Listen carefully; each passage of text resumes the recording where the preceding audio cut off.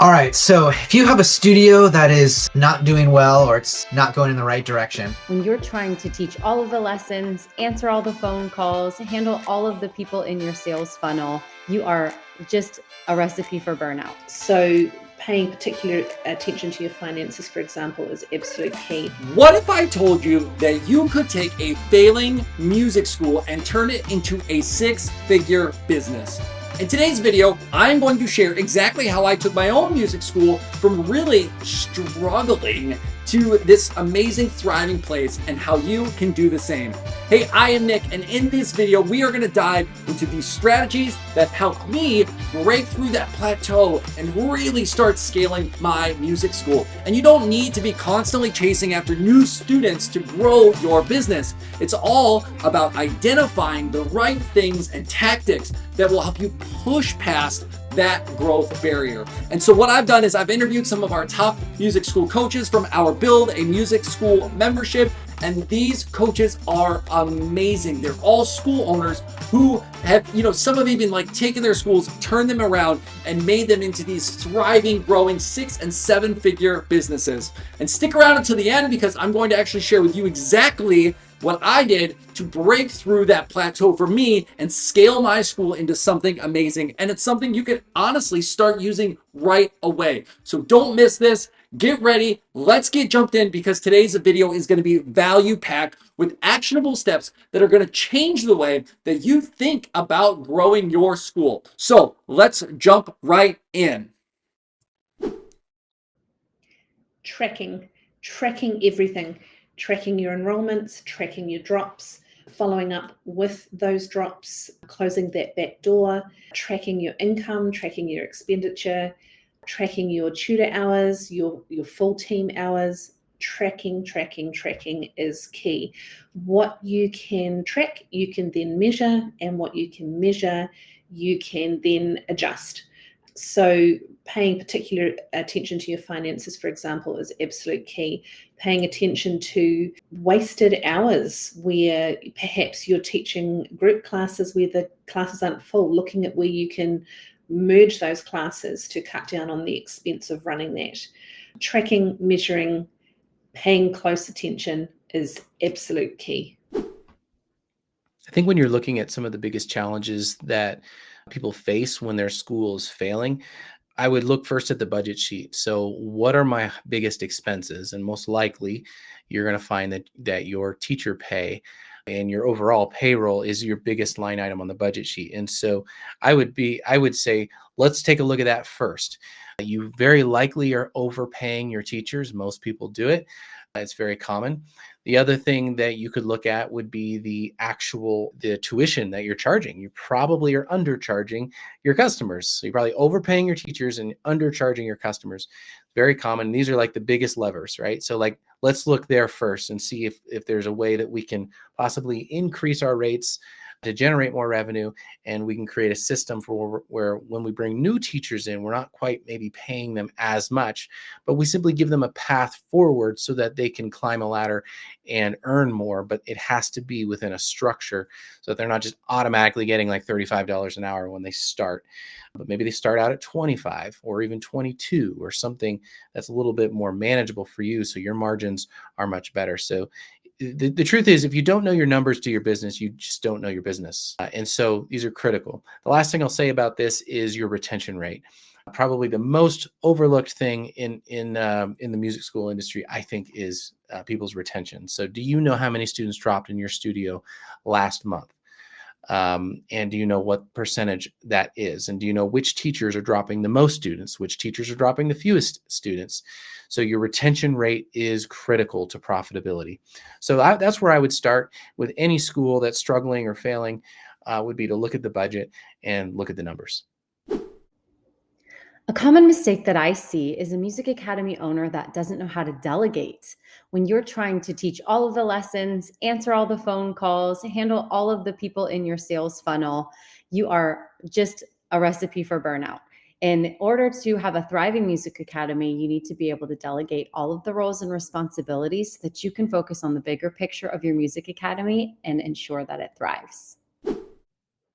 All right. So if you have a studio that is not doing well or it's not going in the right direction, first off, I would say don't panic. We have all been there. I have talked to tons of music studio owners, and I don't know if I've ever talked to one that said, "Oh, yeah, we just jumped in this thing, we got started and had no bumps in the road, and everything was, peachy keen." So know that you're not alone, that it's all kind of the speed bumps that we go over to try and get our studio to where we want it to be. But there are some things that can be helpful along the way, right? So if your studio is going in the wrong direction as far as finance wise, or it just looks like things aren't as good as it has been in the past, and you need to kind of redirect that, there's a couple of things that I would suggest. So one is it's probably having to do with finances, right? So you're working really hard and it's either a part-time job for you or it's a full-time job for you, and it's just not making the type of income that you need to sustain yourself to make a living, whether that's part-time work or full-time work. So when you look at that, it comes down to a couple things. One is you got to know your numbers. So I was scared to look at my numbers, for months, maybe years at a time. I knew we weren't doing well financially, and I kind of had an idea why, but I wasn't sure. And I just knew if I looked at the numbers, it would just wouldn't feel good to me, right? And I'd feel ashamed and all that stuff. But it can't change until you know what's wrong with it, right? So you've got to sit down with your numbers, whether that is in QuickBooks or Xero, or if you've got it on a Excel spreadsheet or Google Doc, wherever you have your financial numbers, your expenses and your income, you've got to take a hard look at those and see where the gaps are and where you're not making income or where you're spending too much. So that's the very first place I would start. You got to open up those books and you've got to look, what am I charging? Is that enough? For private lessons, for group classes, is that what everybody else is charging in the area? Can I charge a little bit more? Am I raising my rates every year? Right? So you might have a situation where you're thinking, hey, last year we were doing okay, and this year we're not doing as well. Why is that? And if you looked at your numbers, you'd take a look and go, oh, our rent went up. We gave some teachers some raises. We increased our admin's hours from 15 hours a week to 25 hours a week. So our expenses went up, but we didn't get that many more students. And even if we did, it wasn't enough to cover all the added expenses. And that's probably because you didn't raise your rates. So everybody raises their rates, right? Your utility every year rates go up. When you go to the grocery store, your prices are going to go up. Gas prices, obviously. So you've got to stay at that level. So I would suggest every year you do a price increase, and not like $1 or $2. Like I would do 8%. 7, 8, 9% increase every year. You can rotate that. We offer group and private lessons. 1 year, we will raise the rates on private lessons and keep that for 2 years. And then every other year, we raise the rates on group lessons. So if a family is taking private and or group, they're not feeling that hit on both sides. So that's one way that you could do it. You could do it by instrument. You could do it by however you'd like to do it. But I would make sure that you're raising your rates every year to keep up with that. But in general, you just want to look and see, what is your income coming in, and then what is your expenses going out? Are you renting a place that has 15 studios, private music studios, and you have 20 students? Like, you don't need that big of a place. And there might need to be some harsh reality check when you look at those numbers and go, hey, this isn't the place for me. I need to downsize, right? It's too expensive for me to be here. So you might need to make some big changes. During COVID, we closed a whole location down within a month from when we made the decision. At 1 month, we were actually going to purchase this building, and COVID hit, and we realized we can't do this. And so 30 days later, we told the landlord, not only were we backing out of the purchase, but we were leaving that location. And so sometimes you just got to make big decisions and go with them. So looking at your income and expense, looking at your financials is really, really important. And then figuring out ways to systemize, if time is also an issue, which it is for a lot of us, finding ways to systemize a lot of processes so that you can spend less time, automated emails, self-enrollment booking, some AI auto responses to emails, like that type of stuff that can take some of the workload off your plate if you aren't at a place where you can hire an admin person, or hire an admin person and making sure they're tackling those things and doing a good job at that, so that you've got more time to spend marketing the business, getting more students in the door, thinking big picture. When am I going to raise prices? How much am I going to raise them? What other programs can we run that can bring in some profit? That kind of stuff. So I would make sure that you know your numbers. That's the number one thing. Thank you to all of our coaches for giving us all of that information. Hey, like I said in the very beginning part of this video, I am going to be sharing with you some of the practical things that we did that really helped us break through that plateau that we experienced at our school and continue our impact and driving revenue at our school. Now, before I share with you like the practical stuff that we could do, I want to share with you guys 3 common mistakes that I think that actually keep music school owners stuck right at that plateau. And so the first one I want to share with you is that you're only focusing on getting new students. So we spend so much time trying to bring in new students, this marketing tactic, all these different things. But we are ignoring one major key element, and that is retention. Because this is a big part of our story. A couple years ago, we had hit a plateau at our school, and then we slowly started to see our numbers go down. And we were still bringing in tons of new students every single month. And it actually wasn't until we sat down and started really analyzing the data where we realized it actually wasn't a marketing problem that we had.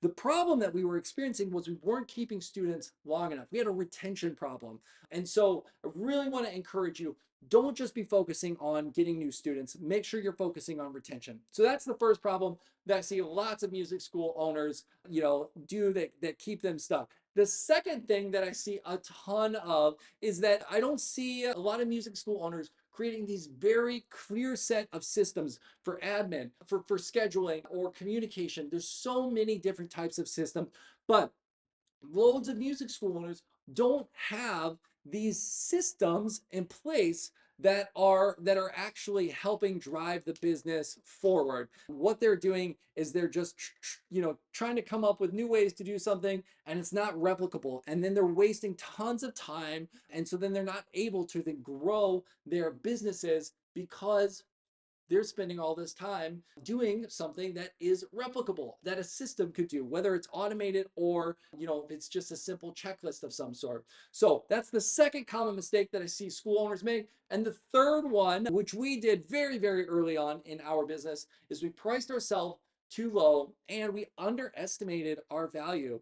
I think as music school owners, this is a lot of us fall into this category where we truly believe in what we do and creating massive impact in the lives of kids in our community. But what we don't realize is that we've underpriced ourselves so much so that it's hard for us to create all of that impact in our community. And so what I really want you to do is pay attention to your pricing and ask yourself, do I firmly to my core believe that I am priced appropriately and fair? If you do, well then great. But if you're like, oh no, I am underpriced, I could be charging more, I should be charging more, then I really want you to think about like, what would it take for you to get to a point where you are like, oh, I feel so good about how I am currently priced. Because I know when I started many years ago in 2016, I had our lessons priced at $80 per month. Today at our school, we're priced at $164 a month. So in 8 years, we've more than doubled what our tuition cost is at our school because I realized that I was struggling to create that impact because I was undervaluing the services that we were providing at our school. So if you're seeing yourself in any of these mistakes, don't worry. Do not worry. There is a way through. So I want to talk about the second aspect of this, which is really the shift that you need to make. And so honestly, a big aspect of all of this is to get out of thinking like a teacher and start thinking like a business owner. Now I get it, we're creatives. Like we didn't get into, a lot of us didn't get into this because we thought to ourselves one day, you know what I would love to do is build an epic music school. Many of us started out by being music teachers, whether in our home or at another school or wherever it may have been. We didn't have this idea of building this big epic business.